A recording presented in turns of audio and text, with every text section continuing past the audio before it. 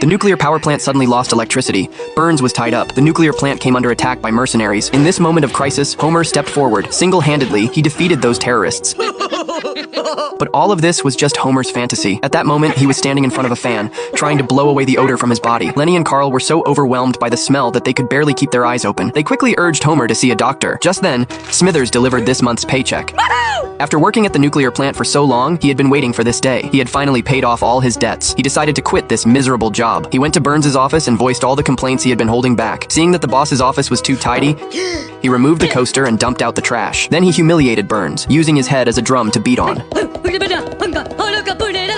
Burns was furious, but his body couldn't move. All he could do was let Homer beat on his head. Homer drove away from the nuclear plant, still continuing to pound on Burns along the way. Finally, Homer threw Burns out and burned down the bridge to the nuclear plant. After solemnly bidding farewell to the nuclear plant, Homer arrived at his dream workplace. This bowling alley was owned by Uncle Al. Homer wanted Al to help him find a job. The two then found Al's uncle, who surprisingly agreed without even looking up. Bonnie, you're fired. Okay. Homer told his family the news of his resignation. At that time, Maggie hadn't been born yet. There were only 2 children to support. Although the bowling alley's wages weren't high, Homer could still make ends meet, though they would have to lower their household standards somewhat. And only one of the 2 children could go to college.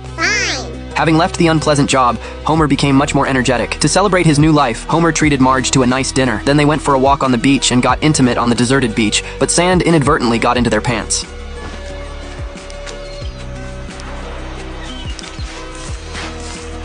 Homer carried Marge back to the bedroom. He couldn't wait to take off his clothes and placed Marge on the bed.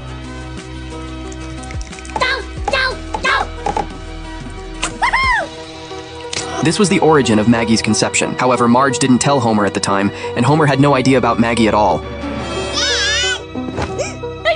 He only noticed that Marge was vomiting frequently, but didn't think about pregnancy. Homer continued working at the bowling alley as usual, but since this was something he enjoyed, compared to when he worked at the nuclear plant, he seemed like a different person, warmly greeting customers, ensuring every shoe gave off an appealing scent, and even the bathroom had its unique fragrance. Homer particularly loved polishing bowling balls, because he could use the opportunity to clean his own head.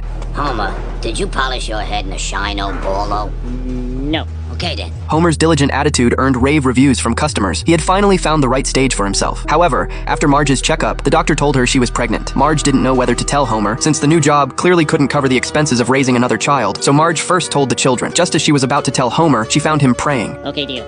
In gratitude, I present you this offering of cookies and milk. If you want me to eat them for you, give me no sign. That will be done.